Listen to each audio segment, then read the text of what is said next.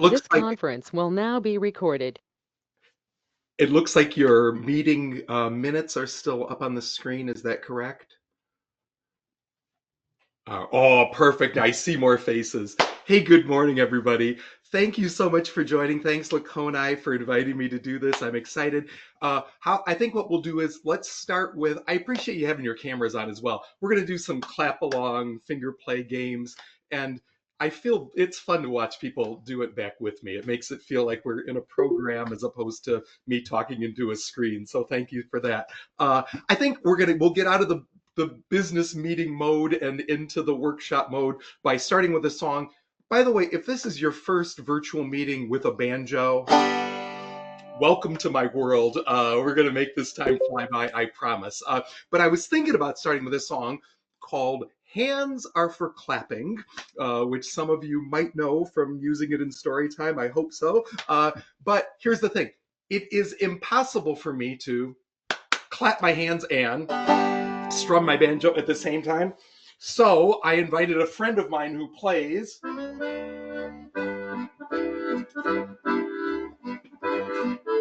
the accordion to make a little bit of music so that I can have my hands free to get all of you clapping with me. It goes, hands are for clapping, clapping to this song.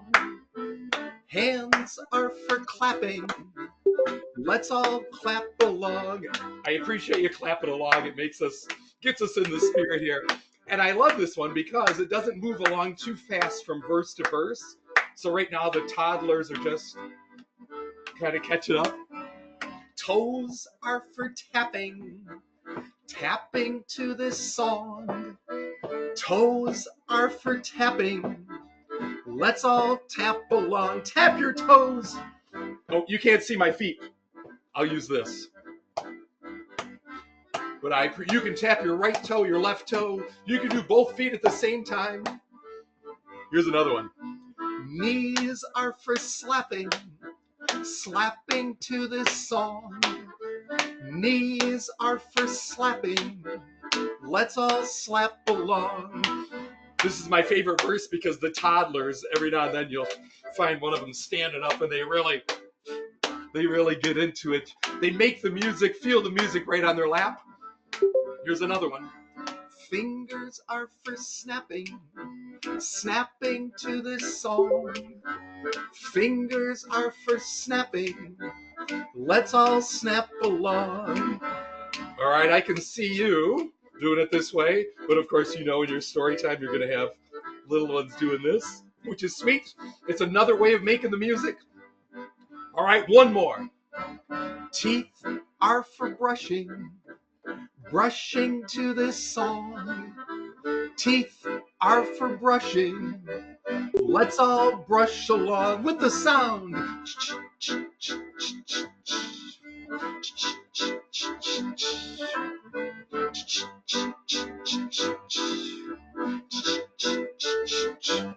Oh, let's clap hands one more time. Ready? Hands are for clapping, clapping to this song. Hands are for clapping. Let's all clap along. All right. All right. Thanks for joining in, everybody. It's fun for me to sort of see everybody on the camera doing that. I wanted to start with that one because, one, it's a song that a good number of librarians and library staff people use as like, welcome to story time, a song. It puts everybody in a good mood, kind of gets us out of the business meeting mode into the workshop mode. And it allows me to tell you this quick little story, which is a library story. I was doing one of my concerts years ago at a library in Ohio, small town, and the library itself was so small they didn't have a meeting room for the concert.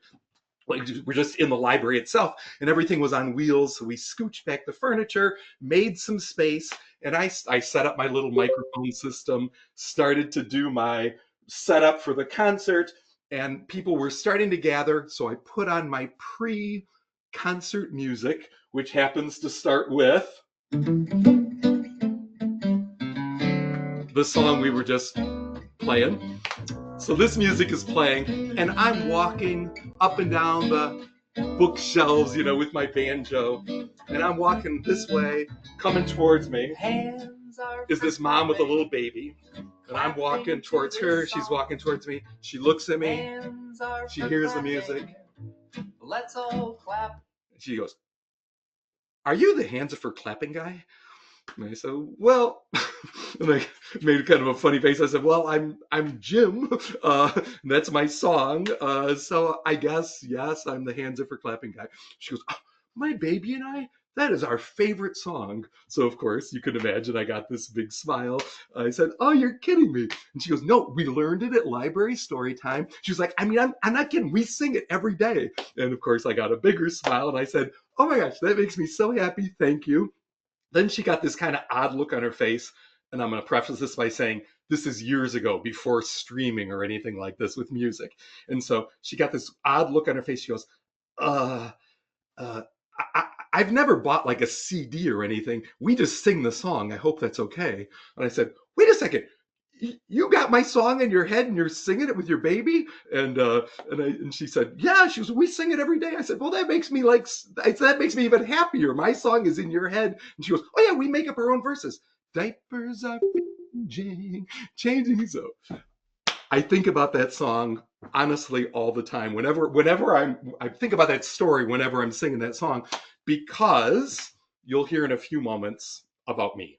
My graduate studies are in child development, and you all know this too. What does that mean? That story means that that mom, if she's singing my little song, that song is part of her relationship with her baby. It's part of her play with her baby, which means that it's part of that baby's language development and all of that stuff.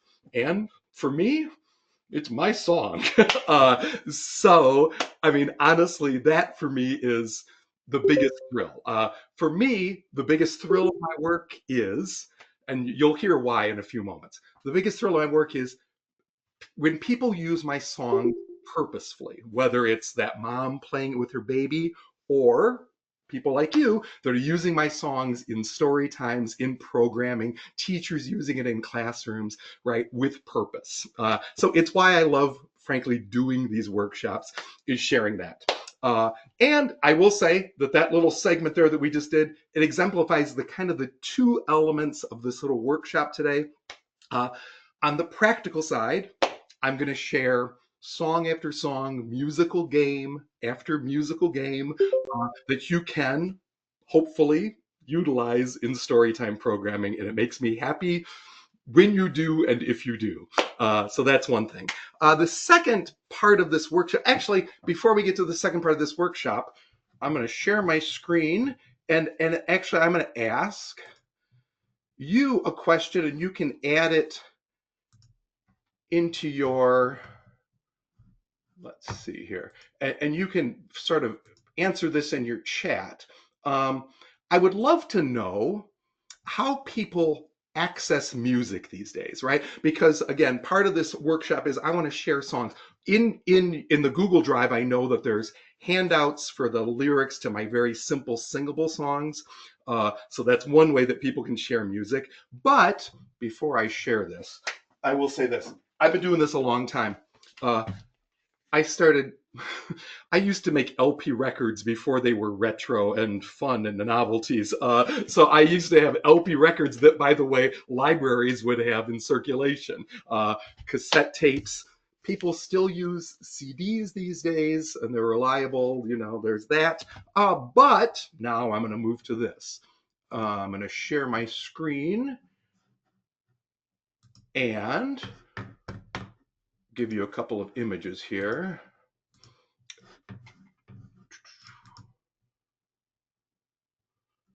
My songs are also available. Oh, here it is. Put it over here to save time. On all of the streaming services, right? So if you stream music on using Spotify or using Amazon Music, Apple Music, any of those things, every song that I'm going to share today is available there. And actually, I just put in just a few moments ago in the chat section links to, well, there's a link to a Spotify playlist of Jim Gill's best storytime songs, as well as there's a spot there for YouTube where you could subscribe to YouTube and frankly find all of my songs. And it will also alert you when I put out some upcoming videos, which we will talk about later.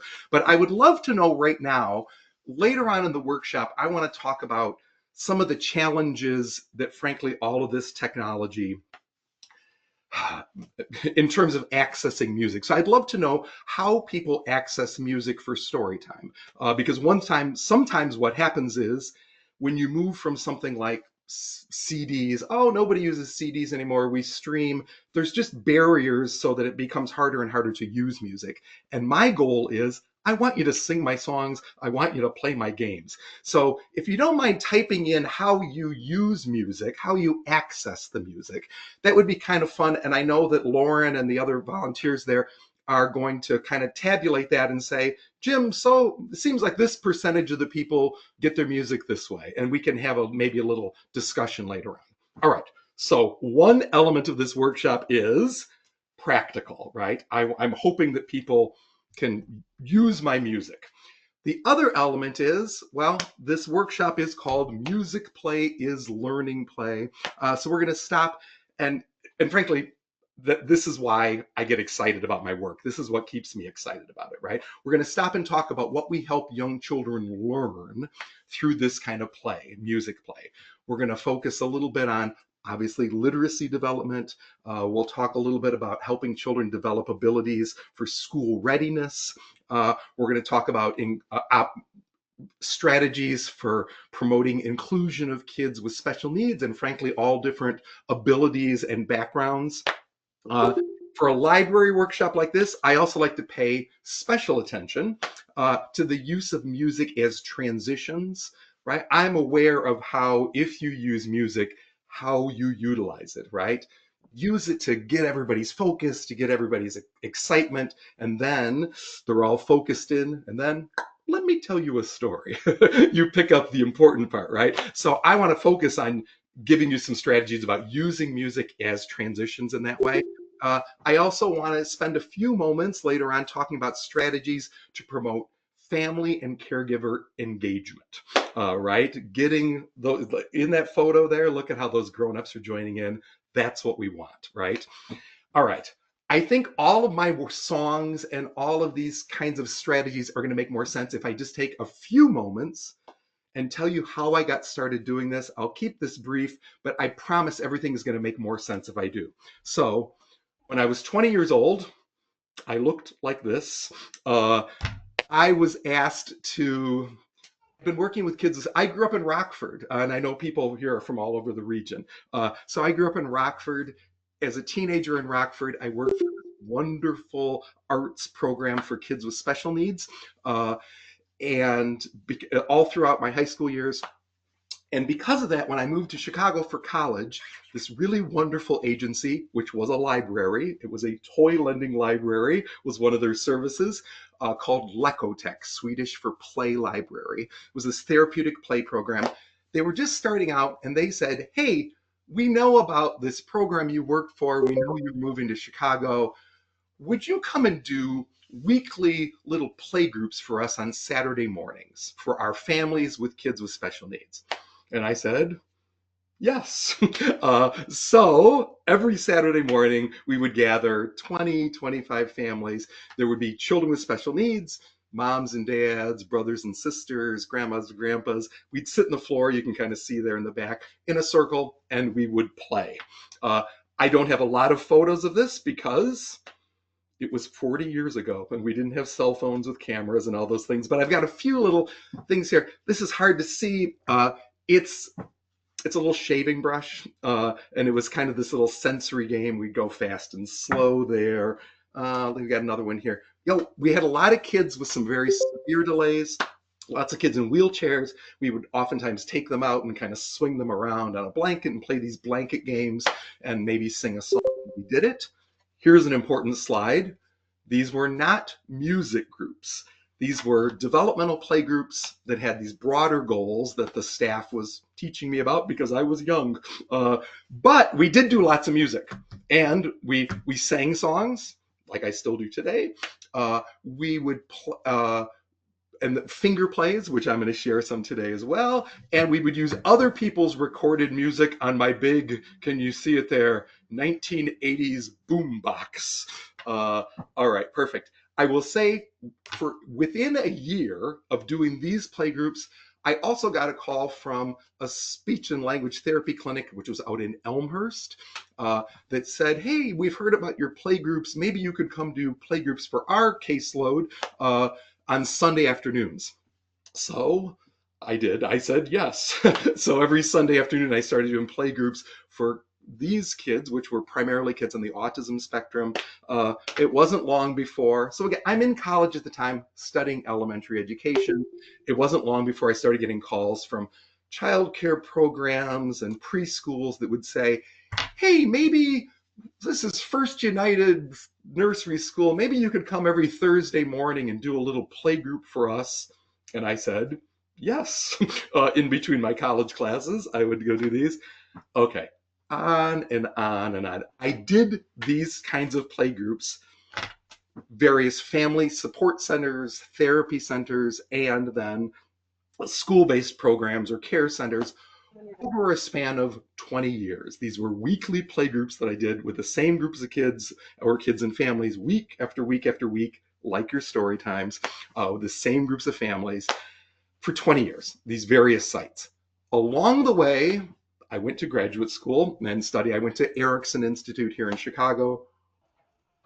I studied child development. It did not make me a better banjo player. It made me, though, a lot better observer of the abilities and the needs that the kids were showing in these playgroups, as well as it made me a lot more thoughtful about what I was trying to help young children learn through these kinds of games. I told you all of that background so that the songs that I'm going to share with you today make more sense, because everything that I'm going to share with you today comes directly out of those playgroups, such as this one here. I'm going to get my banjo. You know what? This is one. If you feel comfortable, it's one we do standing up. So if you want to stand up and move with me, we can do it. Simple motions, simple little rhymes. I'm going to grab my banjo here. And I appreciate people. I'm looking at the chat. I'm seeing how people are putting in how they get their music. So that's perfect for our discussion later on. Let's do some songs though first. It goes, jump up,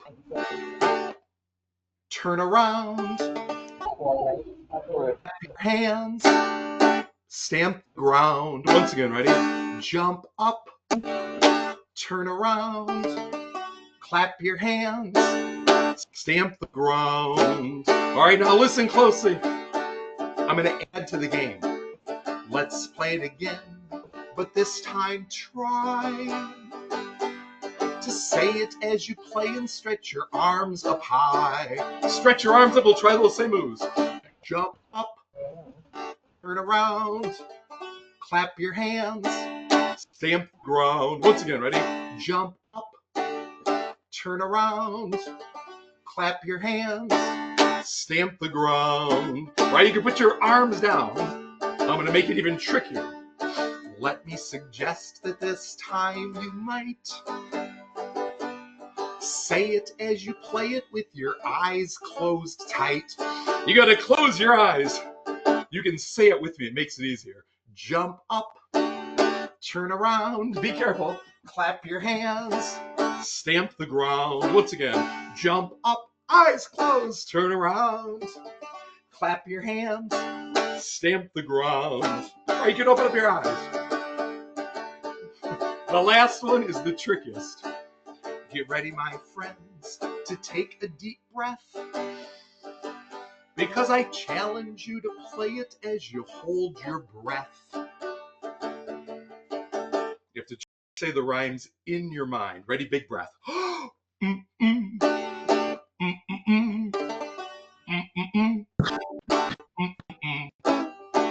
Let's breath out. Second chance, you got to really think about it. Big breath.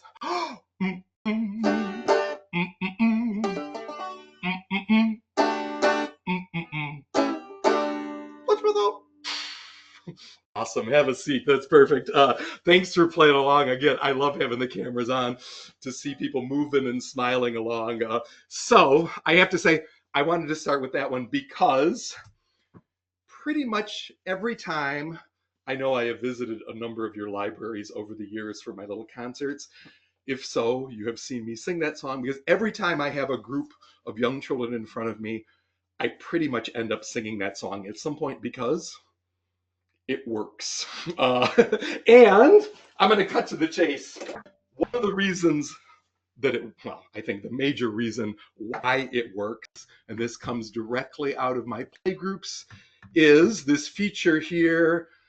I'm going to share an image to really make my point. It's because, here comes magic words. In that song, the words are the motions. Now, again, people say, like, well, of course the words are the motions. It's a children's song, but think about it. There's a lot of different types of children's songs. There are songs, where they try to teach content or principles. There's songs that just have, fun, silly lyrics or whatever. And then there's also activities where, oh, we just put on some music and let them get their wiggles out or whatever. Here's the thing about the words being the motions. When the words are the motions, a couple of reasons why it works for my programming and for yours. One thing is it's inclusive. I learned this from working with kids with special needs. But think about children where English is a second language, right? So some kids in your story time are going, oh yeah, jump up, turn around, clap your hands, up the ground. Perfect. The words are the motions. But for a child where English is a second language, how do they play? They watch you and they see you go, and they go, oh yeah, jump up,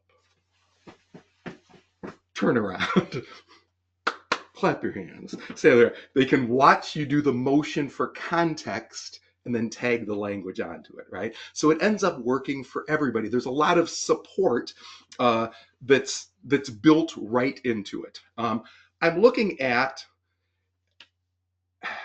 it should not be a connection on I'm looking at this thing about blurry screen. I feel so bad about this.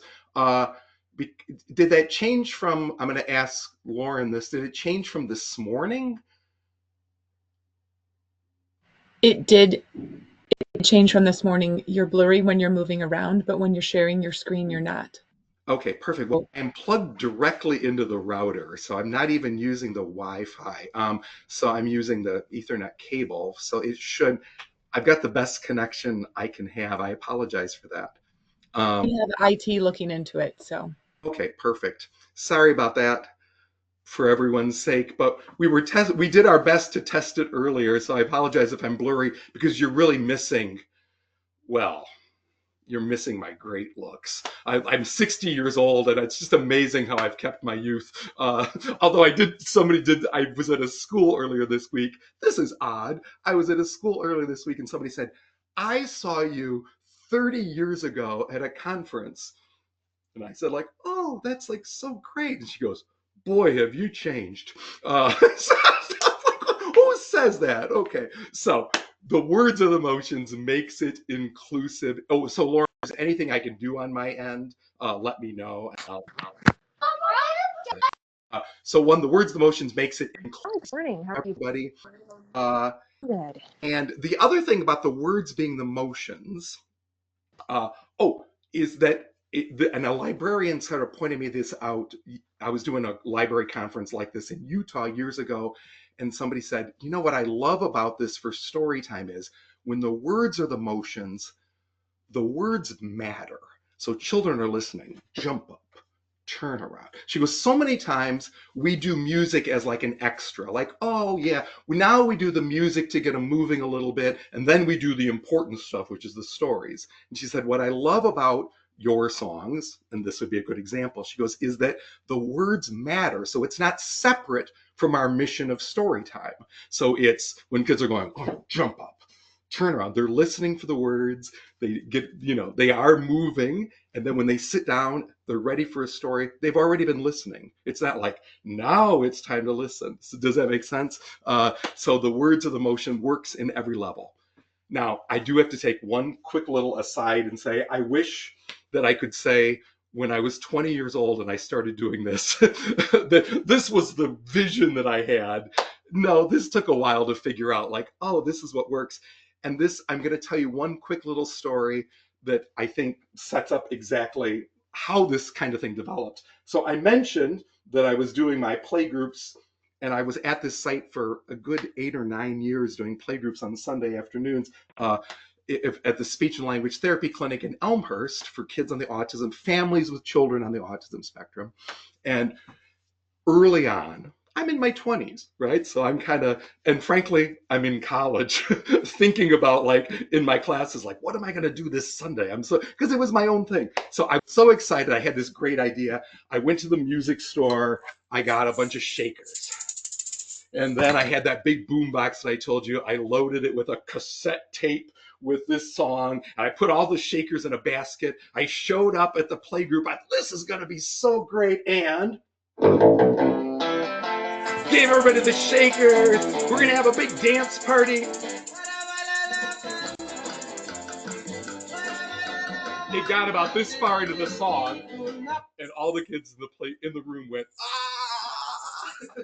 And they all ran out of the room, which seems funny, except that if you think about it, now we've got maybe 20 kids and their family members, 20 kids on the autism spectrum out in the hall. We've got to get them back into the room. Transitions are not their strength. We've just got them all. So honestly, that kind of can mean, and you know this from doing programming, it can mean they're pulling their mom's glasses off, they're scratching, all of this. Then they got back in the room to make it even worse. They all had their shaker. I said, okay, everybody, let's put away your shakers. And so it was just a disaster. To wrap it up, I kind of did a couple more things, salvaged the rest of this play group. And then as I was sneaking out, my friend Phyllis, the speech therapist, who was really one of my mentors, said afterwards, hey, Jim, we got to talk about this La Bamba thing. And she said, I'll just make it short. She said, I got to tell you, we've had a lot of people do music here over the years, and it always ends up in a free for all. And I was like, oh no. And she kind of was shaking her head, and she goes, but I got to tell you, that's why. And she was really trying to be encouraging to me, which she always was. She goes, that's why we love having you here, because normally it's not like that.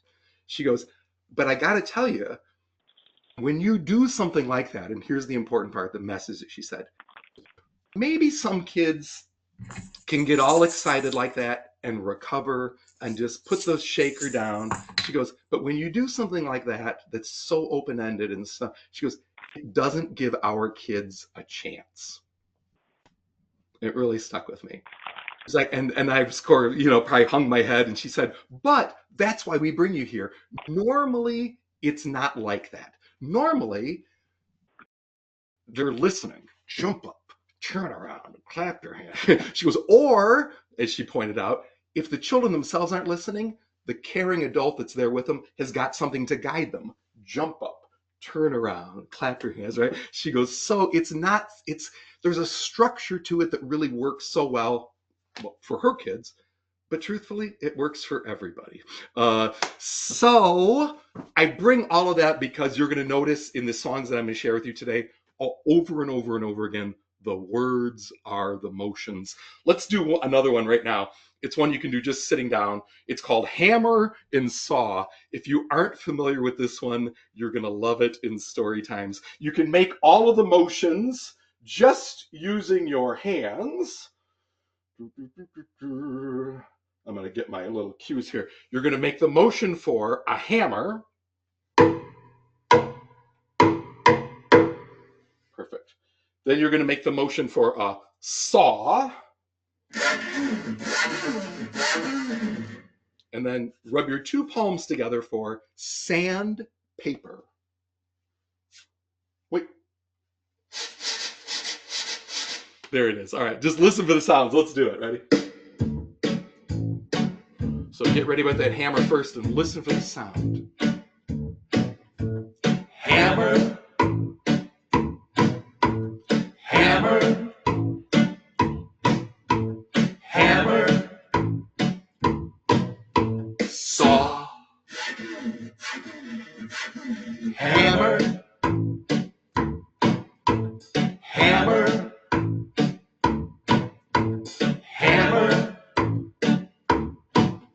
saw. My favorite one. Sandpaper, sandpaper, sandpaper, saw. Sandpaper, sandpaper, sandpaper, saw. That's pretty much it. But with kids, I'll say, hang on now. Here's the tricky part. I'm not going to say the words hammer, saw, sandpaper. Just listen for the sound. And if you can figure out which one it is, you can show me. You can shout it out, but I'm watching. Let's see. I can see exactly. It's the hammer. You're showing me that motion.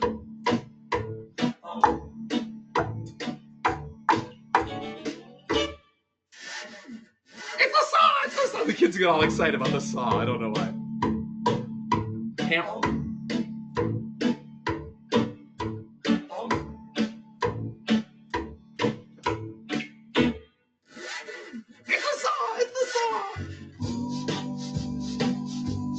Exactly, sandpaper. I'm looking for your names. I would say, good listening, Leah. The big finish. Hammer, hammer, hammer, saw. I love that one. It's really goofy, right? Simple, and the words are the motions, all three. So it's so simple, and it's got that listening component. So when it comes to story time, right, the words matter. In this case, listening for that sound, right? All that, and we'll talk about this later on. The way that I actually came up with that game for my play groups, and I should mention this. Those playgroups, one of the things that I didn't mention was some of the sites where I did these playgroups over those 20 years were at early intervention sites. So these were kids birth to 3 with special needs and their moms and dads. And then family members, some older siblings as well.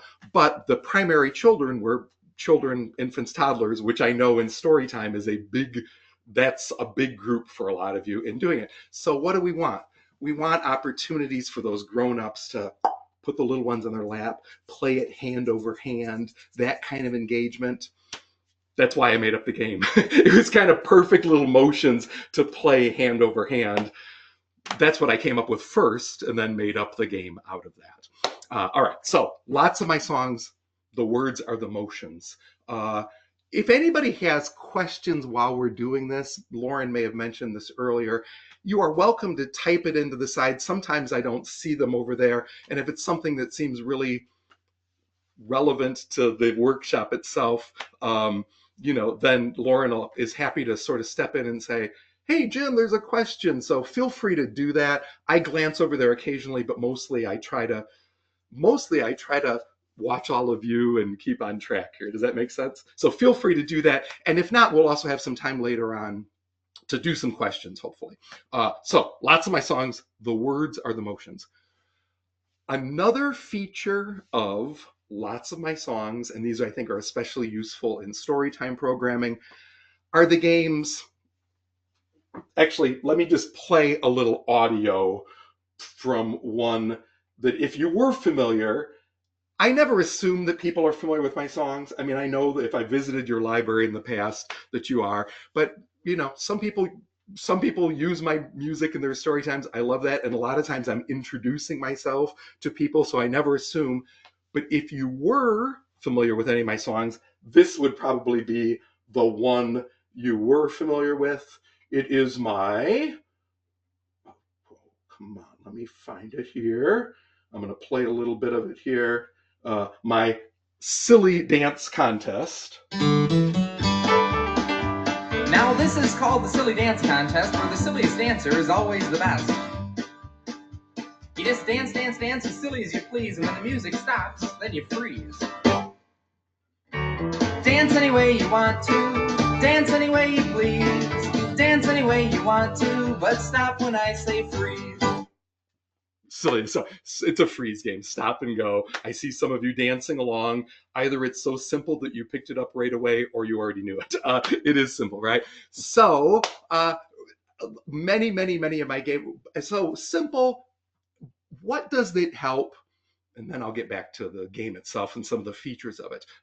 Comes directly out of my play groups.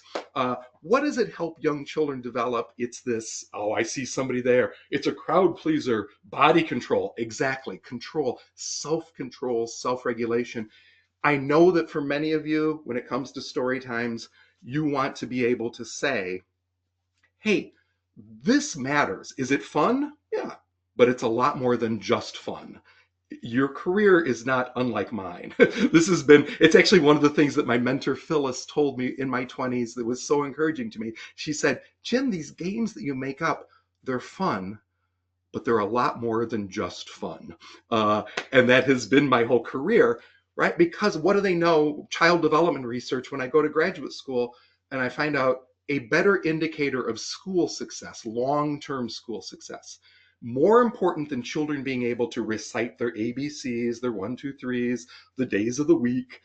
Those are wonderful things, but more significant, the research shows when it comes to long-term school success, is kids who enter the school years with abilities like impulse control, self-control, self-regulation, executive function. I mean, they call it different stuff, but it's all the same. And you know what it is, right? It's that, well, think about what it would have to do with literacy. What does it take to sit and enjoy a book? You've got to woo and then calm yourself to be able to do that. It all makes perfect logical sense, right? So here's the thing about it. What a school would say is, well, that's great. How do you teach that?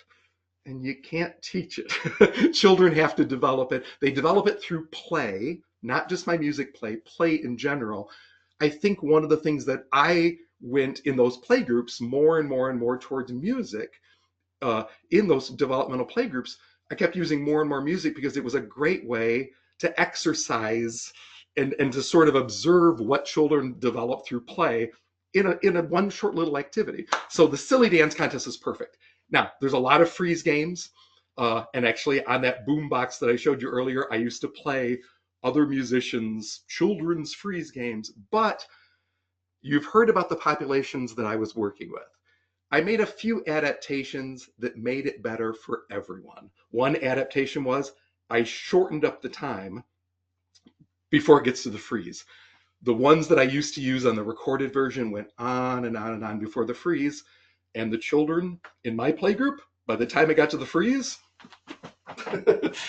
they had already run out of the room. So I had a banjo. I was like, I could do this myself. So now it's dance in the way you want to and stop when I say freeze. It's short. And they were happy to join in, right? Because I adapted the activity, right? I didn't try to force the children. I kind of, you can make the observation, like, it seems to me like it might be a better idea if before they run out of the room, we try the freeze. And it worked. Another adaptation that I made for my game is, if you know the song, instead of just dancing over and over again, I get a little bit more directed. We bounce up and down, we spin around, we go fast, we go slow. So that kind of keeps kids engaged. And then the very best adaptation that I made to that game was, and this is perfect for story time, it's the ending. So if you're not familiar with it, Hold that freeze. I'm going to go to the ending here. And when One more here. dance any way you want to. So the final stop verse. when I say freeze. And it ends with your arms stretched way up high in the air. And when the music gets lower, everybody shrinks a little lower. And then lower. And lower. And lower. and all the way down.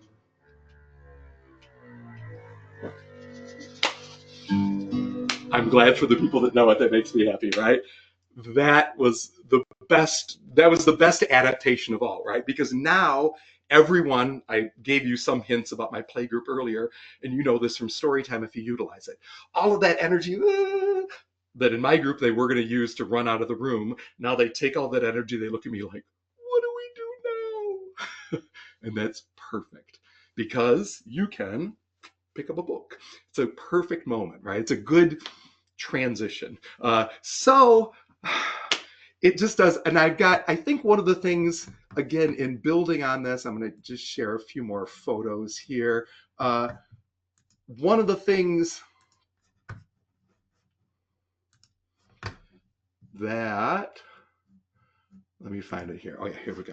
So it's just, I guess what I would say is it's this joyous way of exercising this ability, right? Of that, you get to be so active and then you stop. And of course, freezing silly.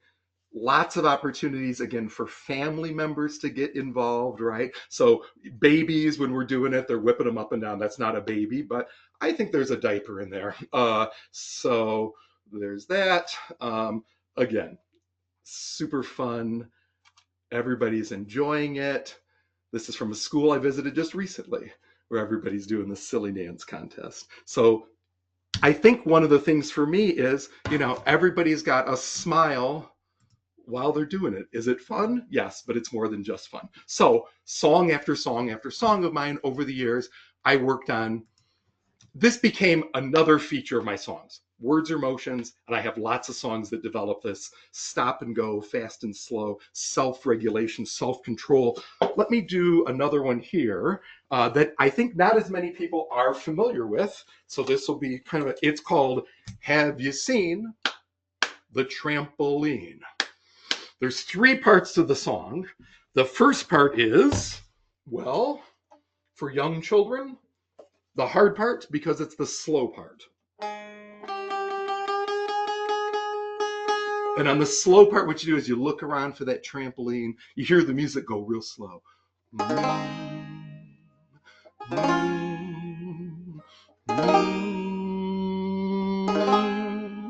The second part's the part where everybody helps me make the music. Have you seen the trampoline? And then in the third part, it's the part where you find the trampoline. And when you find a trampoline, what do you get to do on it? The kids will go, yeah, jump. Exactly. So this is where I say to the adults, I always say to the adults in the room, now listen, you don't have to do the jumping. The kids do not need your help with the jumping, right? What they need help with is the slow part, right? So that's where we've got to be extra great role models. So I have everybody stand up, but again, I make sure the grown-ups know I'm not expecting them to jump. They can just do this, but they got to help us with this part. So let's start there. Ready?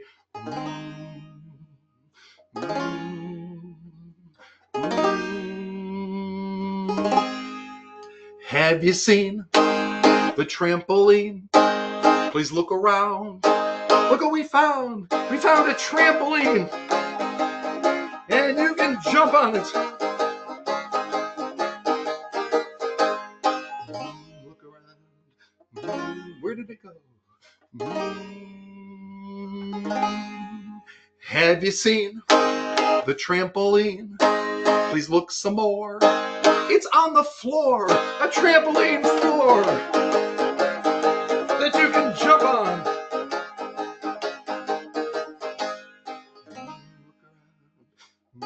I don't see it anywhere. Have you seen the trampoline? It's gone and then it's back again. The trampoline is back. I'm jumping out of the frame.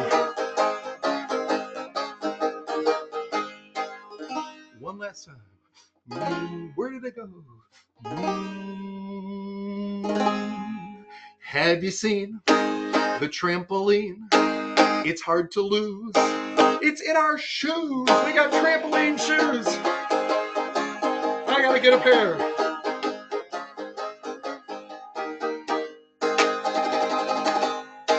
Have a seat. Give give yourselves a clap. All right. So that's that. But I will say, that's how it sounds, well, when I'm doing a play group, or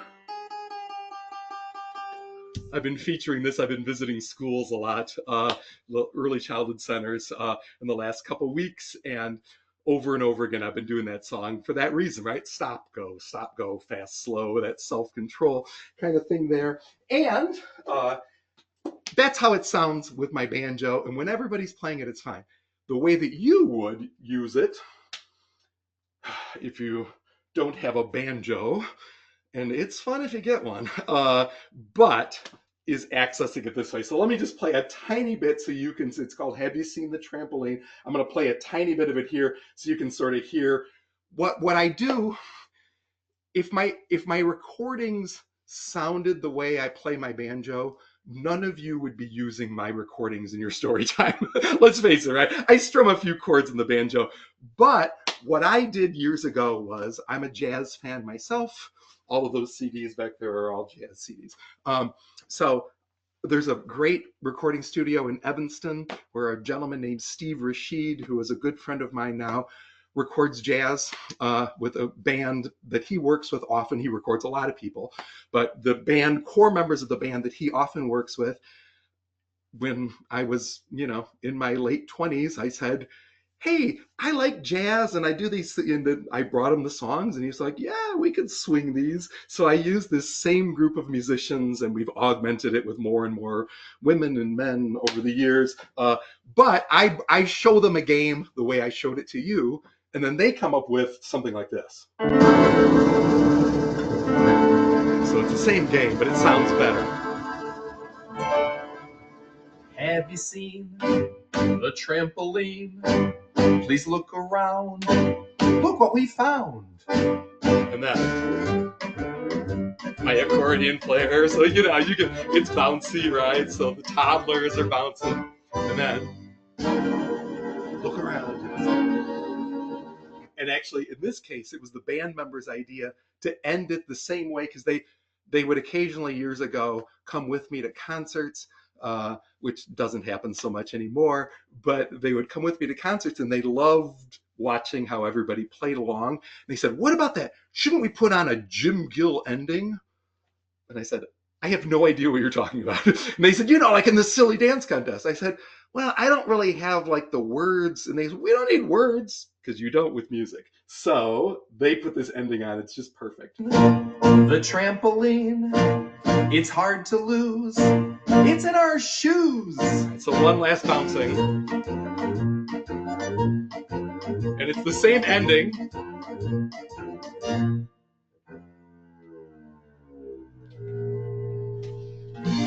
So again, it has that transition ending at the end. So that's that. Let me just show a quick little slide here that shows that song after song after song of mine over the years is, because I know sometimes people take photos or screenshots or whatever.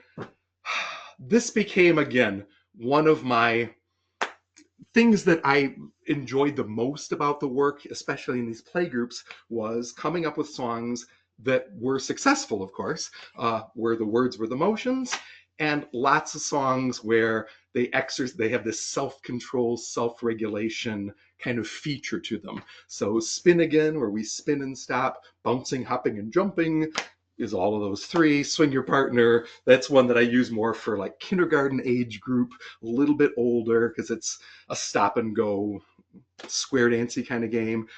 It just goes on and on. So if you are interested, take a little screenshot of that or whatever and find those. They are, every one of them, as I mentioned, streams in one spot or another, or is across there.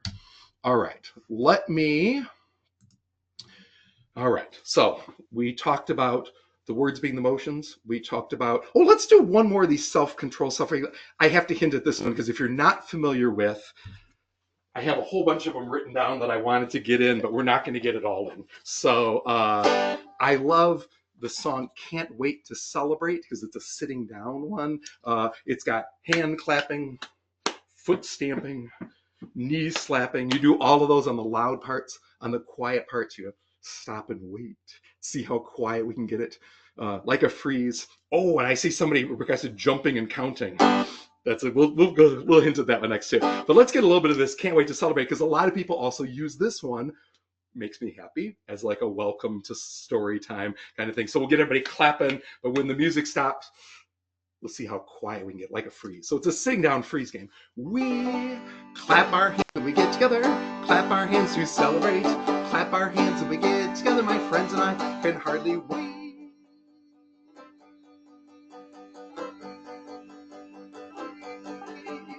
to stamp our feet when we get together, stamp our feet to celebrate, stamp our feet when we get together. My friends and I can hardly wait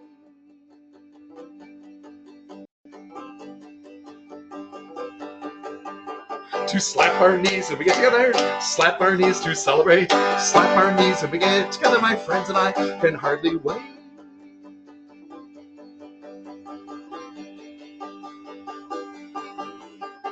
You're doing great. We'll do the fun one. Bouncing up and down. To bounce up and down when we get together. Bounce up and down to celebrate. Bounce up and down when we get together. My friends and I can hardly wait.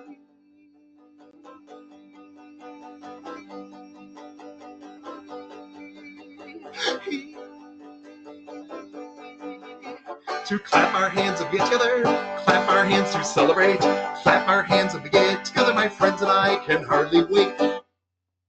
Ooh, listening. All right. So again, it's got the same motions as so many of my games do, but it's added that element of stopping and wait. And I noticed this from the people.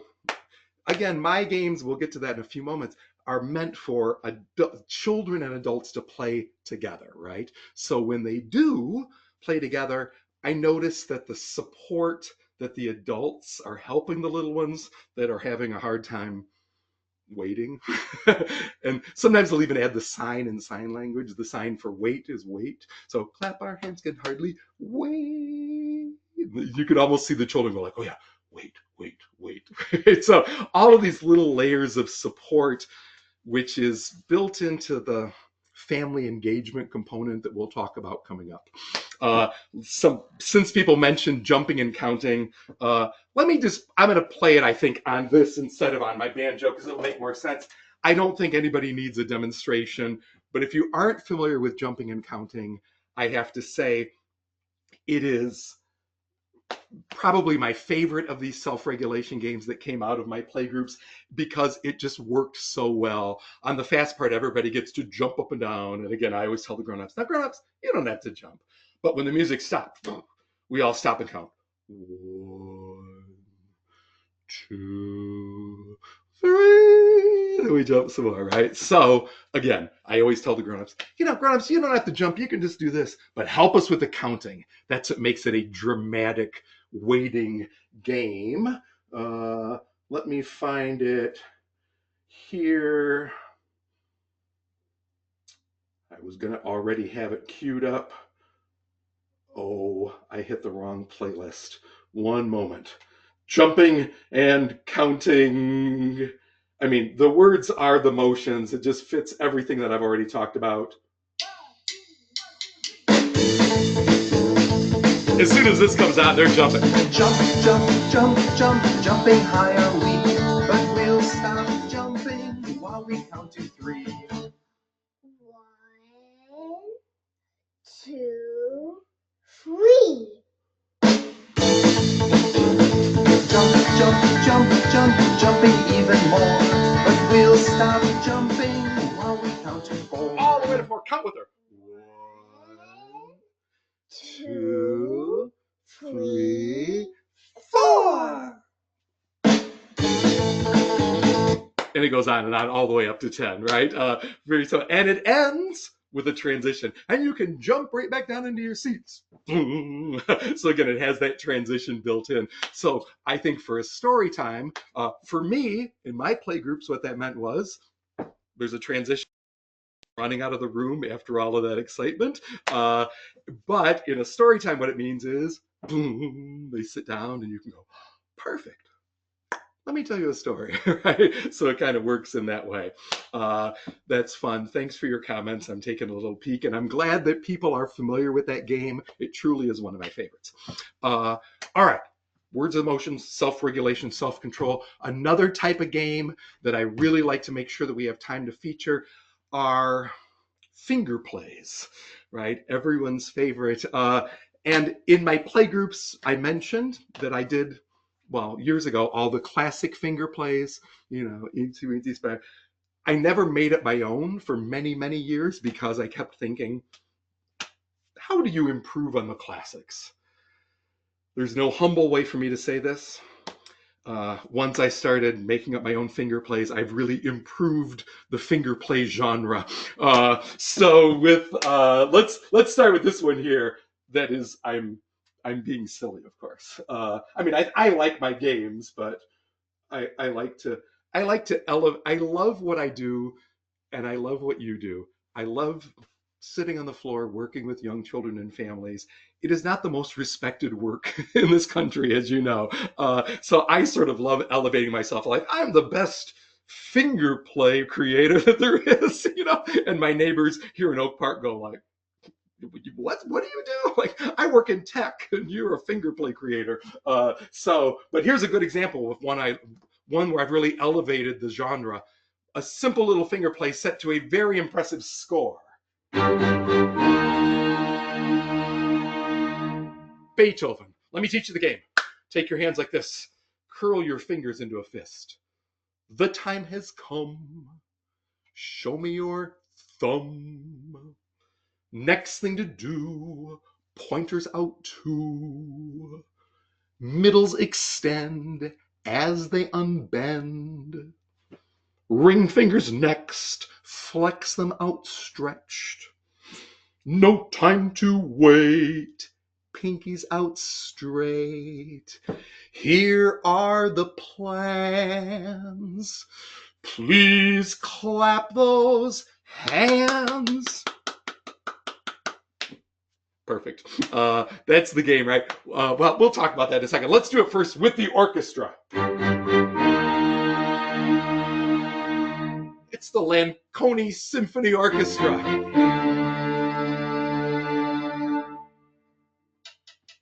The time has come. Show me your thumb. Next thing to do. Pointers out too. Middles extend as they unbend. Ring fingers next. Flex them out stretched. No time to wait. Pinkies out straight. Here are the plans. Please clap those hands.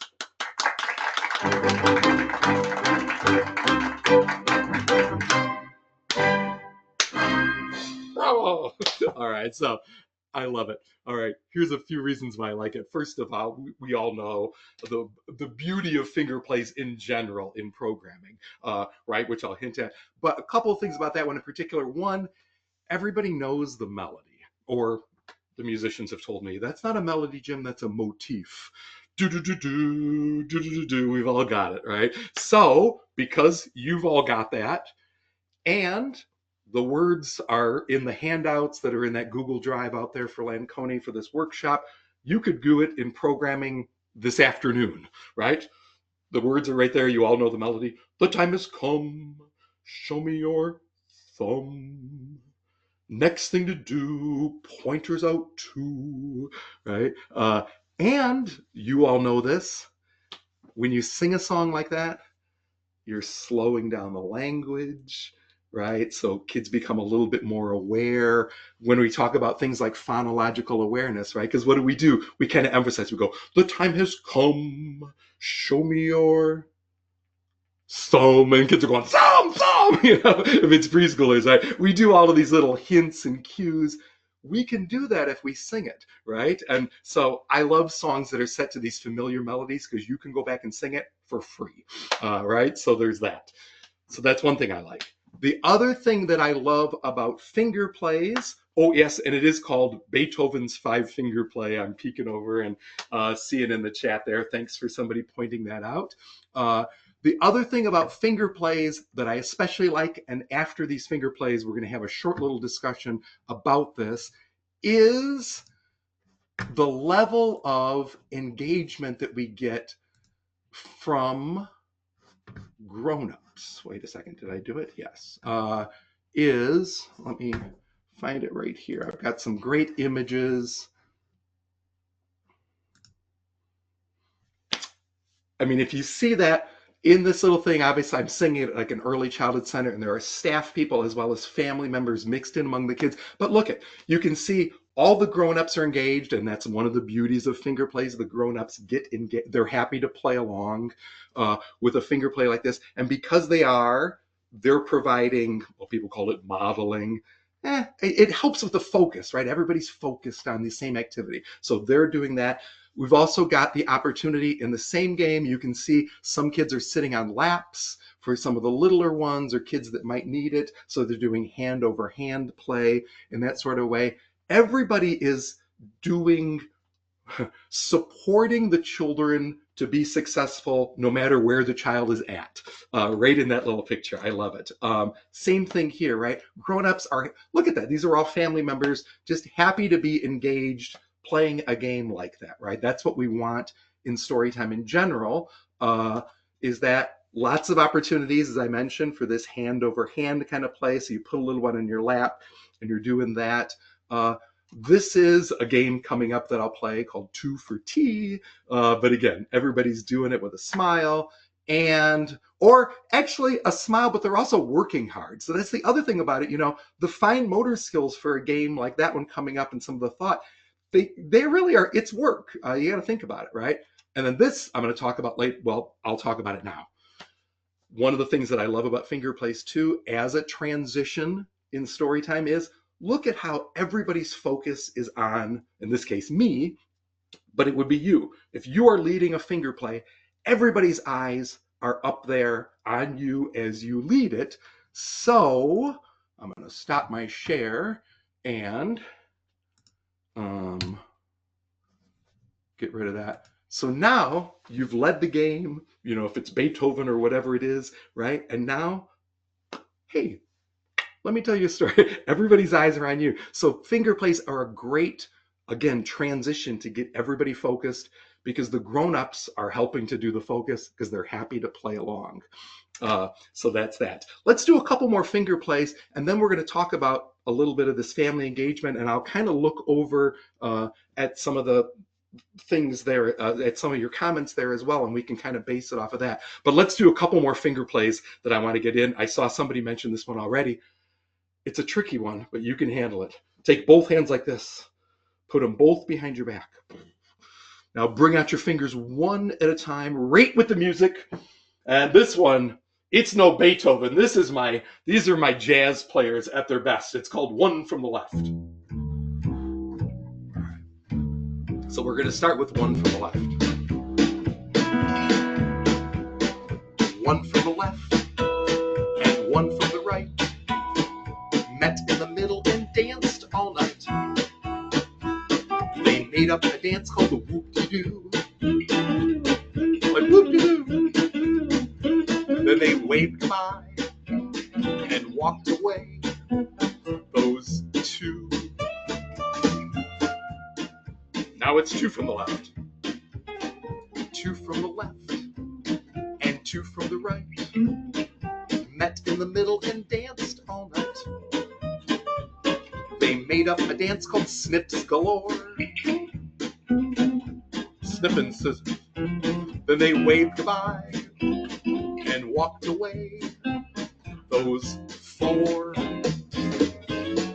1, 2, now it's 3. 3 from the left and 3 from the right. Met in the middle and danced all night. They made up a dance called the finger mix. Then they waved goodbye and walked away. Those 6. We did 1, 2, 3. The kids go, it's 4, it's 4. 4 from the left and 4 from the right. Met in the middle and danced all night. They made up a dance called Bendin' Straight. Then they waved goodbye and walked away. Those 8. One last one, all 5. 5 from the left and 5 from the right. Met in the middle and danced all night. They made up a dance called Clap and Clap and Clap and Clap again. Then they waved goodbye and walked away. All 10. Right behind your back. You can clap for me, clap for yourselves too. I love that one. All right, so it's got, again, I'm glad that people have already lots of you were familiar with that one, which makes me happy. It's got obviously great rhymes, great motions. The grown-ups are happy to join in because I do think my band did a tremendous job on that one. And one of the things that they did, and I want to point this out, where earlier I was talking about the words being the motions. One of the things that I have asked my band members to do, here's the word that everybody uses these days, intentional. Well, this is truly intentional, is that one of the things that I sort of, in this case, showed them the game. Same with trampoline. I sort of show them the game and just sing it myself without any instruments because I can't play that on my banjo, right? So, but I sort of know what I want out of it.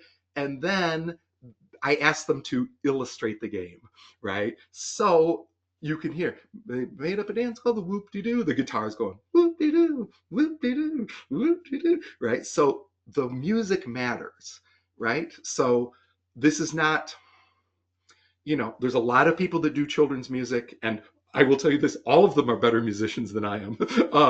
But it's different, right? Because it's like, oh, I want to rock with the kids or whatever. And it's to-doom, to-doom, to-doom.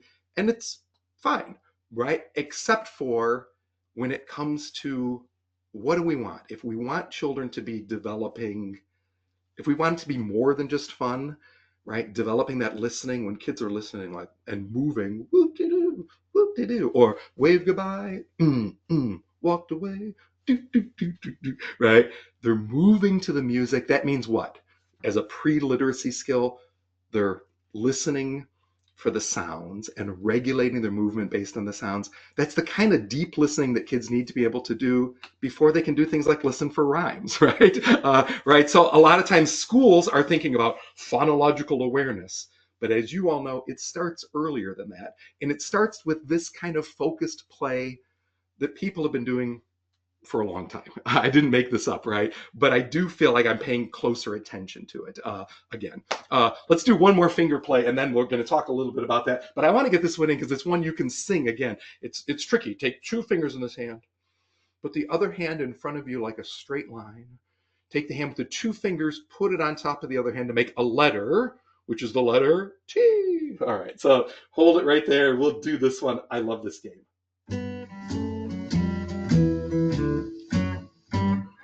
T for 2 and 2 for tea. Another friend comes and that makes 3. Exactly. 3 for tea and T for 3. Add 1 more and that makes 4. 4 for tea and T for 4. Should another friend arrive, that makes 5. T for 5 and 5 for tea. Everyone's welcome, it's a tea party. That's the game, right? Again, the words are in the handouts. Let's do it again, though, so you can get the motions, because it's a tricky one. So 2 fingers on top to make the T. T for 2 and 2 for tea. Another friend comes and that makes 3. 3 for for T and T for 3. Add one more, and that makes 4. 4 for T and T for 4. Should another friend arrive, that makes 5. T for 5 and 5 for T. Everyone's welcome, it's a tea party. Awesome. Thanks for playing along. This is why I like to have the cameras on. It really makes it fun for me. That's so great. All right. So one thing I want to talk a little bit about this idea of family engagement, and then Lauren, I'm going to get the rough numbers from you of how people get their music in just a moment. But one thing about that I mentioned at the beginning, that because you saw the photo, one thing I think a lot about is this family engagement. How do we get the care providers and the family members that come, whether it's moms and dads, whether it's grandma, grandpa, more and more these days, right? Whether it's a care provider that's coming with the little ones. How do we get them in there playing with the little ones, right? And how do we get them actually, if they are in there, joining in with the little ones as opposed to, that sort of thing, right? How do we get, and it doesn't do any good, in my opinion, to lecture people about the importance of it. I tried that after graduate school. I had a little thing where I kind of thought I was really smart, where I would like to tell people, and it didn't work. And one of my favorite professors from graduate school said to me, "Hey, Jim, I think you're more successful instead of telling people what to do if you just get them doing it." And it kind of made me think for a minute, like, oh, of course, I would. And then I thought, I know what she's saying. She's saying, how do you create experiences and situations where those grown-ups are getting involved? Um, so there's a lot of things to that. If you've ever been at one of my concerts, well, you saw some photos, right? Uh, I try to position people so they're sitting together. That's the first thing. So I don't put up a lot of chairs for the adults and the kids in the front. But I think a lot of you probably incorporate that now. I have some chairs for grandparents that need them, and they can scoot them in. Everything is flexible, but I try to keep the important thing being I try to make sure that the adults have proximity to their little ones, right? So that's that. And then one of my biggest strategies for family engagement is fingerprints, right? As an activity, everyone seems to join in. You saw the photos, right? They come in and you know this for programming. They feel more comfortable. So they're doing all of those little hand over hand kinds of things. They'll put them on their lap. How perfect is that, right? And kind of play it that way, which is exactly what you want them. You want them to go home and put them on their lap and read a book, right? That same sort of thing. So I try to create those. Finger plays are a great way of getting that going. And I'm looking at some of my other things. Oh, and as I mentioned, a lot of my songs were created with that in mind. Hammer and Saw, finger plays. If you're familiar with my song, Face the Facts, it's filled with these motions that you can do hand over hand, swimming arms, scissor legs, writhing hands, binocular eyes. And you can look at your mom or your dad, don't look back at you, all of those kinds of things. So the activities and music, I think, is a great way of things like finger plays, of getting that engagement and building that in so you have focus for the stories. But I have noticed, again, that one of the challenges these days is how are people accessing music? This can sometimes kind of get in the way. So Lauren or one of Lauren's helpers there, if people sort of answered earlier about how they sort of got their music, was there any overall consensus or how was the division? Okay, so we have about 35% of people saying that they use YouTube, about 27%, I'm sorry, about 45% saying they use Spotify, about 10% use Apple Music, and about 5% use CDs or another way. Okay. Perfect. That's great. Well, so again, obviously, when it comes to one thing that I find is that with Spotify, I'm glad it's working for people. And I like that my music is there, right? Hit the button and it goes. It's so good. And I love that. I know that we were talking yesterday about some institutional, sometimes hurdles that people have to using it. I'm just going to tell you on my end, I don't care about any of it. I want you to use my stuff. So however you can utilize it, that makes me happy. Um, and I was talking to a librarian in California that had a thing where if they were going to use their policy was that if they were going to use a download or a stream, they had to physically have the CD in circulation, and that was kind of a burden because so whatever. These are all just rules that are outside of my thing. On my end, I just want people to do it. So Spotify, obviously CDs still work. You put them in and hit play. That's great. Apple Music, same as Spotify. All the streaming services are the same. One thing that I find about YouTube, and I gave everybody a link earlier. Here's what I find happens, and a lot of people use YouTube because the songs are there. So I gave you a link earlier to my YouTube channel where every song that I've shared here today and lots more are available. Some of them are videos. I saw some people mention one from the left. I make a few videos, but I don't make a lot of videos because most of my songs that are available on YouTube are available. You've seen these before. The silly dance contest at this point, the CD cover comes up and it plays the song, which basically means it's like playing a CD, right? You're playing the song, everybody can dance along, whatever. I love that because everybody is dancing together. You, the library staff person, is leading everybody. So it's in the room, it's focused, it's not a watching experience. Does that make sense? I think one from the left makes sense because I'm showing the game.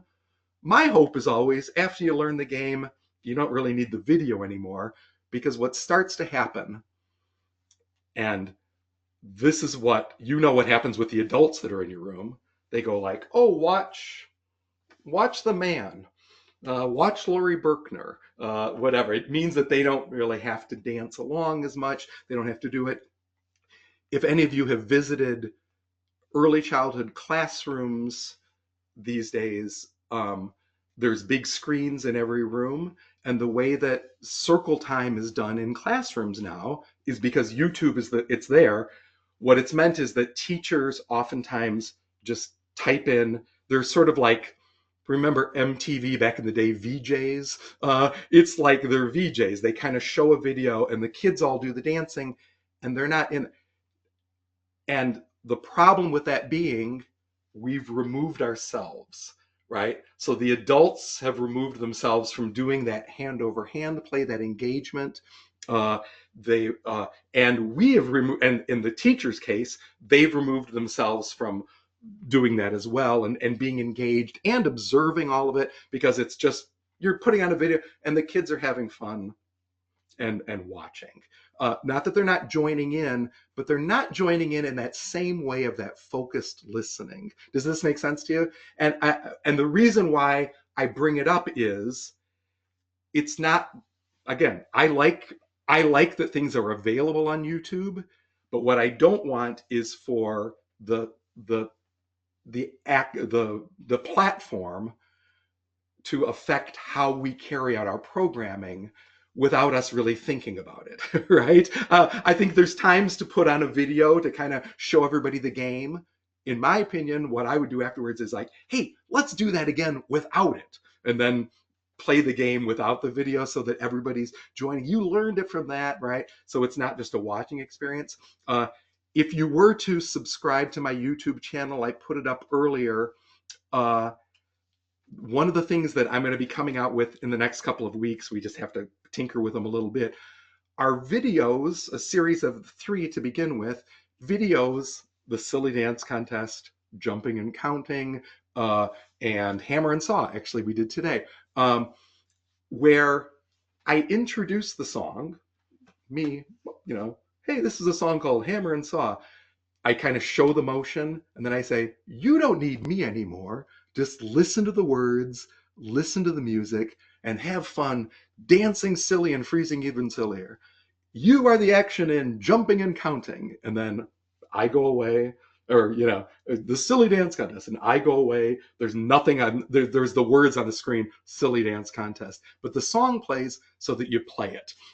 Does that make sense? So I'm hoping that that is something that, in a sort of hint way, gets utilized in that way, so we don't remove ourselves from the play. Does that make sense? So that's coming up. So feel free, if you find my YouTube channel, to subscribe, and you'll be notified when those things come out. And hopefully they're a resource that people can really utilize.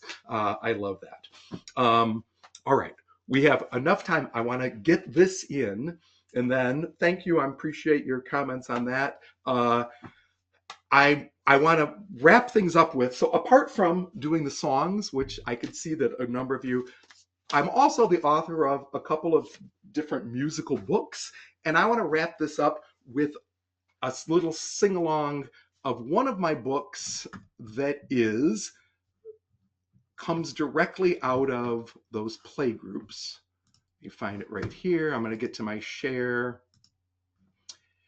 and I want to share it because it's something, well, it's the way that I wrapped up every one of for 20 years of doing those play groups, I ended with a song. Oh no, that's not what I wanted. I ended with a song that a lot of you already know, May There Always Be Sunshine. It's an old folk song. If you aren't familiar with it, I will teach it to you now. It goes, may there always be sunshine. The old words are, may there always be blue skies. May there always be blue skies. I love to sing, may there always be family. May there always be family. May there always be me. You can point to yourself so know it's you. May there always be me. So for 20 years of doing these play groups, at the end of the circle time, that's one of my games that we would play there. After all those games were done, I would sing that song, the old words, and then I would go around in the circle and I would sing every child's name as a way of saying goodbye. May there always be Rachel. Oh, Rachel, thanks for singing along today. May there always be Jackson. Jackson, you were a great dancer, whatever, right? On and on and on. For a few reasons. It's sweet. Their names, you build this little community. Something you could do in story time. If it's a smaller group of story time, right? You learn everybody's name very quickly, creates this nice little community. The families love it. So we would always end on that. And then I would take it to the next step where I would say, hey, we've been singing it. So week after week after week, we'd sing their names. Then at a certain point, I would introduce the idea, hey, you can sing about anything you like. One time somebody said, may there always be pizza. May there always be pizza. A little girl raised her hand the other day, said, may there always be friends. May there always be friends. Who else has got something they'd like there to always be? And children start sharing their ideas, the preschoolers, or the little ones, the grown-ups will, share for applesauce, whatever, for the toddlers, whatever. So on and on, week after week after week after week, until kids in these school programs will start coming in, and you could tell they've been thinking about it at home. Jim, are you going to sing May There Always Be Sunshine? I got my idea. May there always be donuts. Right? So they were excited. Once they were excited about their ideas, after the circle time, I would park myself over at a table and I would play write down their idea. What was your idea? May there always be slides. May there always be slides. Connor, let him draw the picture. We would create these little class books. A perfect little song for doing that. When I went to graduate school, I showed one of these books to one of my favorite professors, and she was just so excited. She said, this is the best practice, right? You've got kids excited about their words. They have a caring adult like me or you or their family members that take the time to write down their words. So by the way, talk, sing, read, write, play, it's all mixed into this, right? And so she was like, and then, the kids get excited. They can read each other's pages. It's the best practice. So after graduate school is when I made this book. I'll share it with you now. We recently released it in both English and Espanol, so it's bilingual. May there always be sunshine, que siempre haya sol. May there always be blue skies, que siempre haya cielos azules. Que siempre haya familia. May there always be family. May there always be me. Que siempre esté yo. Right? So those are the old words. And then in my book, what we did was we added words that kids gave me from playgroups or concerts in my visits, like, may there always be dancing. May there always be grapes. May there always be birthdays. May there always be teeth. And the book goes on and on and on. We also put this little page in there that said, I'm not going to read you this whole thing, but it says basically, hey, we made this book in the hope that other people would make their own books, right? It takes a little bit of paper and crayons and a little bit of our time. And over the years, lots of people did. They made these books. Some of them sent them to me. Perfect.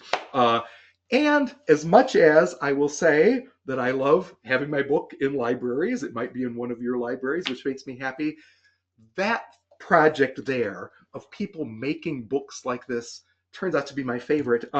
During the pandemic, some of you might know that we started making, my wife had this great idea to be able to make video books. I'm going to show you some images from those. And I've also been visiting book festivals and sometimes libraries like yours or whatever as part of my concert, where we sing the song, have a little concert, sing the song, and then as a family thing, people will make little, may there always be pages of their own. And I want to share these with you because you don't need me there to do it, right? Think about it. You sing it at story time. Now, this is what a great follow-up activity. Look at this, all ages. The older child there, the little one there with the grown-up taking the dictation. Let me show you some of these images that have come out of these visits and these video book projects we've been up to. May there always be merry-go-rounds. You can see that Susie, I have a feeling, was 4 years old. She had that great idea, and she had a grown-up that wrote down her words. She got excited and drew that awesome merry-go-round picture. May there always be pepperoni pizza.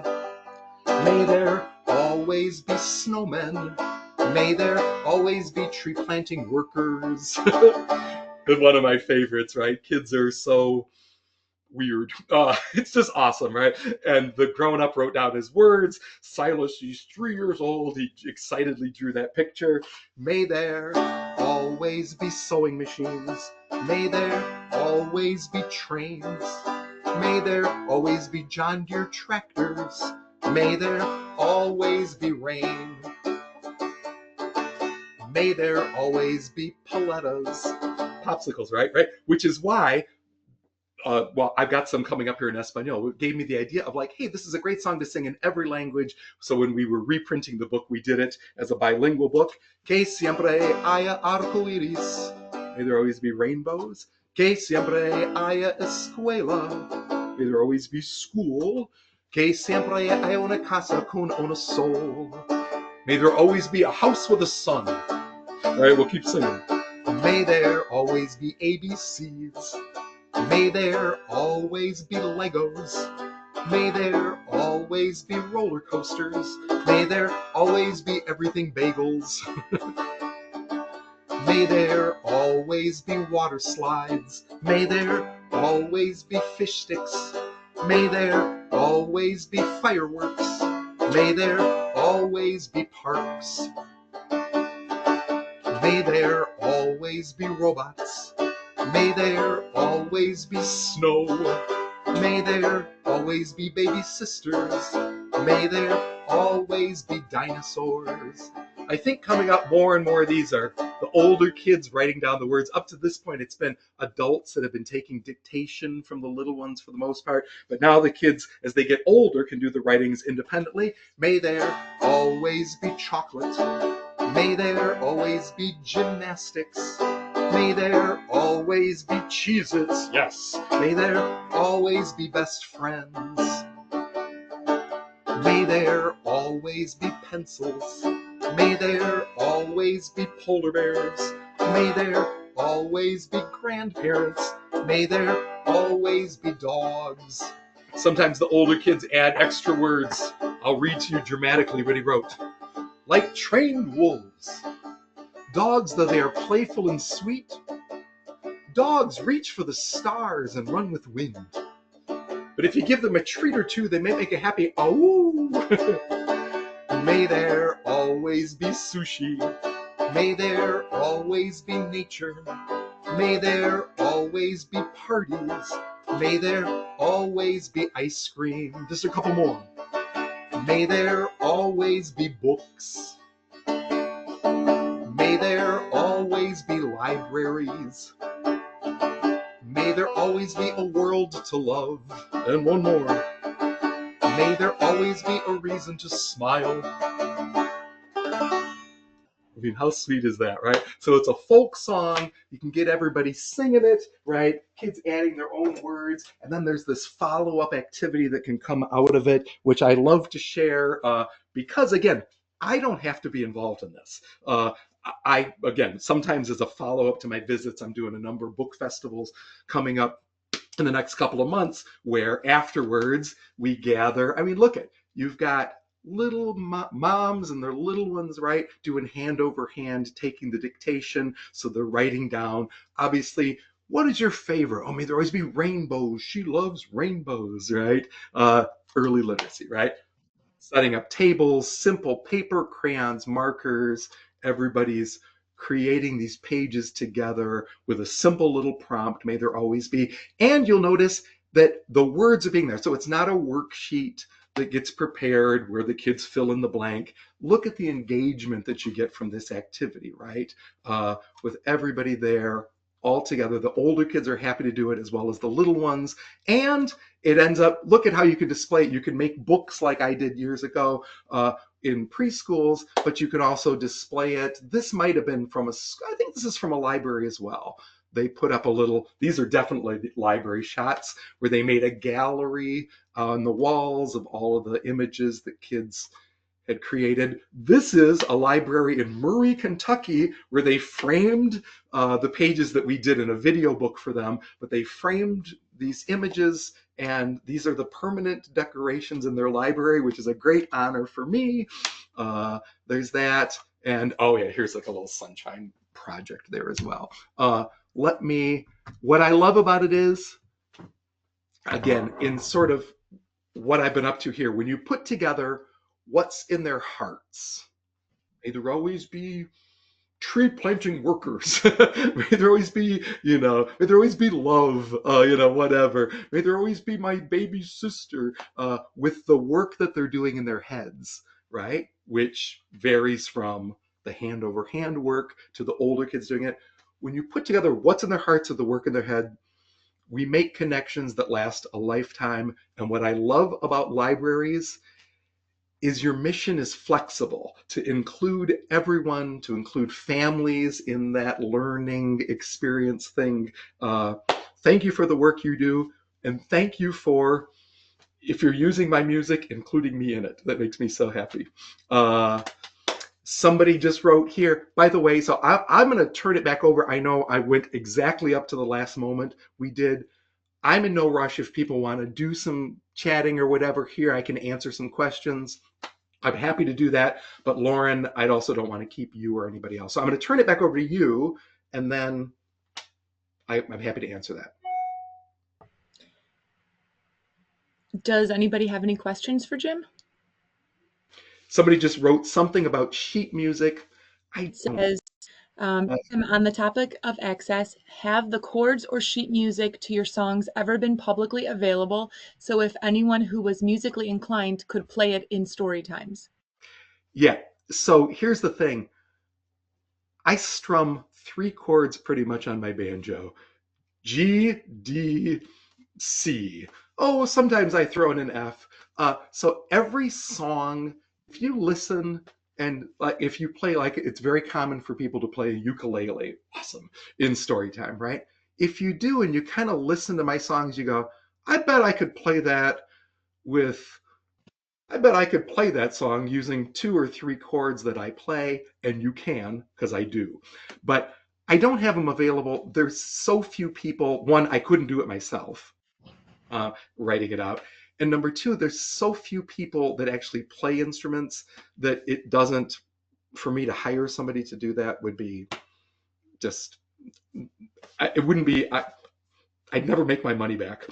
So that way, so I don't have anything like that. But honestly, mostly when I tell people, well, my songs are mostly in G, C, and D, anybody who plays an instrument goes, okay. And then they typically will write back to me and say, I figured it out. Thank you. If that answers the question.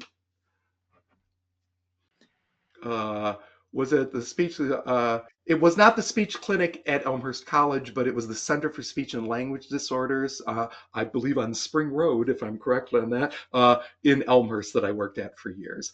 And then the other site that I would work at for years out in that area would be Little Friends in Naperville. I was there for years and years and years doing family play, both birth to three play groups, as well as play groups for families with kids on the autism spectrum through there.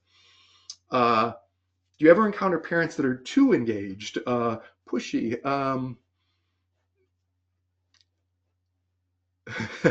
Yeah, I see. Yeah, you know, so yes. So the thing is, right, it is kind of, there can be, uh, there are people that are, my daughter calls it extra. Um, and she's like, he's kind of extra. And so it's kind of funny, yes, in terms of that, like somebody who's like overly, yeah. And so it's not, one of the great things about my background of working for that family support program, Lecotech, when I was 20 years old, is it was a family support program. One of the things that, the way that these women trained me, that were again my mentors there, was very much like, that is not my business. Now I might go home and go, well, that's a little extra. Like, but it is really not anything, it's not, if there is a caring adult that's there and doing their thing, I don't, it's not, it's kind of, people have their own style of doing things. And I believe the outcomes for most, everybody wants the same all over the world for their kids. So I kind of keep that in mind always. And there's different ways of getting there. And here's one of the other things I've learned that I look back at 60. The things that I thought were really going to be detrimental, mostly to my in-laws' children, because they did things differently than me. What do you know? Everybody came out just fine. So everything that I thought, like, uh, for example, we raised our children without a television. We didn't have one, and it was a very principled thing, as well as our TV broke, and then it became principled. So you can imagine that I was very, but everyone everyone's done fine. You didn't have to do it like me, and everybody's fine. So it was good that I mostly kept my mouth shut. That's what I've learned.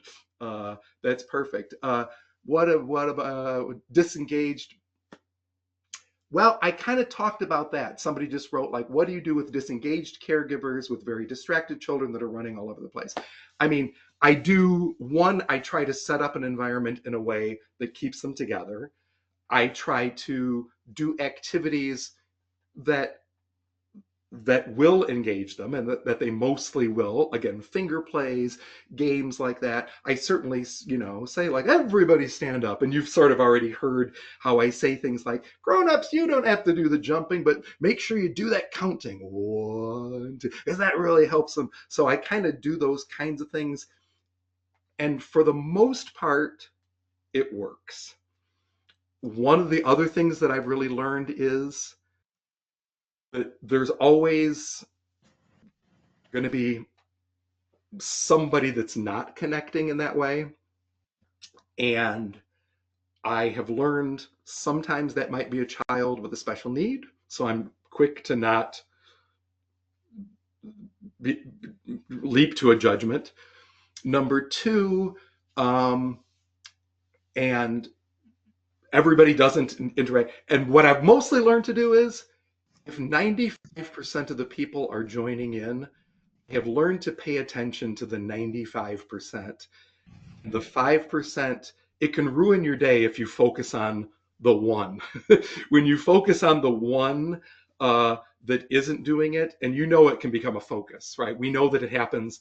Research shows it happens in classrooms, right?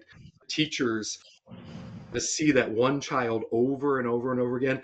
I did the same thing in family situations, right? Where I'd go like, "Oh, I can't believe she's on her phone." And I became a much happier person when I started going, wait, look, 95% of the people are singing and clapping and playing along. That's pretty good. So I left the session in a better mood. I honestly became better at my work because I did the most that I could do, but my does that make sense? I just became better at it by not. I don't allow things to obviously get disruptive, whatever. But I don't need to fix everybody. Uh, that's perfect. Anything else? Can't hit a lot of sensory without. Obviously, somebody wrote about sensory things. That is a big issue these days. People have different. I have a different approach than many people do. Many people. So what I will say is I follow the lead of where for instance where I'm working. So people are always welcome to leave, but in my play groups, everybody came with a purpose to try to extend the focus time and extend the participation as long as the child could, and the grown-up was there to help, right? So these were held at therapy centers. It wasn't therapy, but everybody was there with that kind of purpose. Sometimes what can happen in and I expect that. I mean, I really want that out of my programs. If I'm visiting a library, even for a concert, I want people to join in the best possible. And I know it can work. Jumping and counting is a great game, and I'm gonna get to it, and it's gonna work for that child if the grown maybe, as long as it's not overwhelming. But children, of course, are always welcome to. People can leave with their child and come back. I don't mind. I don't mind if somebody even wanders a little bit, as long as it isn't. For me, we just wander because he or she can't won't join in, and it's always like, well, there is a responsibility for in my play groups there was a responsibility for the grown-ups to, and everybody did want to make it work. So it wasn't the philosophy of like, yeah, some kids just don't do it. Does that make sense? So that's the way that I approach things for the most part. And yes, some people wrote like headphones, all of those things, all of those adaptations are awesome. Right? That allows, I mean, I have a daughter who's very sensitive to sound, that they're great. The headphones really keep kids in the room. So all of those little kind of extra Oh, supports that we give, the better. um, Yes, fire alarms. These are all obvious things, right? Yeah, no, we had the little guy who would run. And for the most part, what I find is, for the most part, the adults. One of the other jobs that I had all throughout these college years was, well, I'm not so sure how this is anymore, but for a time we lived in a very generous state. Um, and there used to be what they call respite care for families with kids with special needs. And that was one of my jobs, was to care for kids with special needs. A lot of times when their families would like leave town for the weekend, then I would be there. And so it was great. I was a parent before I was a parent. It was awesome. Great experience. So all throughout my college years, that was one of my jobs. And I will say this, since you're working at the library, they would give me a list of places where their child was welcome. One was the car wash. Like, Jonathan, look, here's some coupons. Go through the car wash. And that was like one of my favorites. He'll go through the car wash 20 times and he's going to love it. Water Tower Place, the escalators at Water Tower were also good. But the number one on everyone's list was where they knew their child was welcome was the library. Every family that I worked with, they would give me a list and they would say, hey, so on Saturday morning, go to the library. It's going to be great. He's going to love it, and he's going to be welcome there. And I think you should, libraries have always been that sort of environment, and you should take pride in that. And I know you run your programming to try and be as welcoming as possible as well. So that's perfect. Anything else? And I'm happy to, I'm happy to let people go, but I'm also happy to this. Thank you, everybody. It's really sweet. Thank you very much for, again, those resources at the beginning that I gave. There's that Spotify playlist, which makes it easy. The YouTube thing, again, if you do subscribe, you're going to see I'm not an influencer. I don't have hundreds of thousands of followers. But if you, so I'm not being, if you subscribe, but if you do subscribe, you'll get a notice when these new videos come out.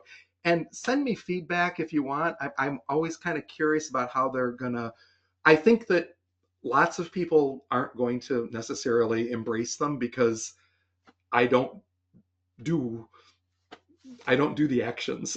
Jumping and counting doesn't need a video. But I do want the song to be utilized if people are utilizing a big screen as their method of accessing music. Does that make sense? So there's that. All right. Anything else, Lauren? Nothing else. Thank you so much. It was wonderful. I think we've all learned a lot. Thank you all for attending.